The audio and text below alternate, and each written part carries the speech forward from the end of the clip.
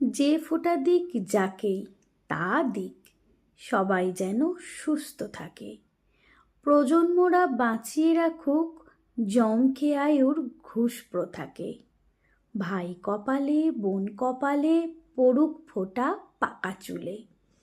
যমবাবু তো বসে আছেন হাজার প্রকার শাখা খুলে।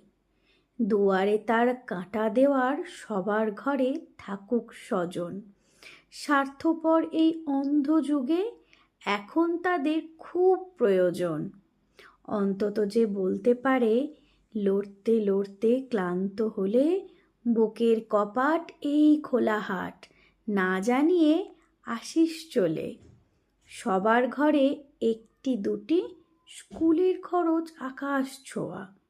মাস্তুতো বা পিস্তুতো ডাক জীবন থেকে যাচ্ছে খোয়া। ফ্ল্যাট কমপ্লেক্স হয় না পাড়া, ভাই বা দিদি কে পাতাবে? ব্যাটটা চেরেই রমরমাতে কার বাড়িতে কে আর যাবে? কাজেই যখন সব পুজো শেষ, দ্বিতীয়া বা প্রতিপদে করে আঙুল মিলবে কোথায় জমের দোরের প্রতিরোধে? কোথায় মানে মিলতে হবেই, থাকুক ফোঁটার তলাশ জারি। একখানা ফোন আসুক সবার, ফোঁটা নিতে আসিস বাড়ি। ছেলের যদি বোনের অভাব থাকলে মেয়েটি ভাই বিহনে, ভাইয়ে ভাইয়েই ভাই ফোঁটা হোক কিংবা ঘটুক বনে বনে। মোটের ওপর ফোঁটার কবচ অন্তত থাক একটি করে।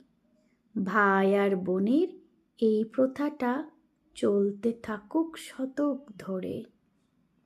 একটা মানুষ থাকুক সবার পড়তে কাটা জমের দোরে।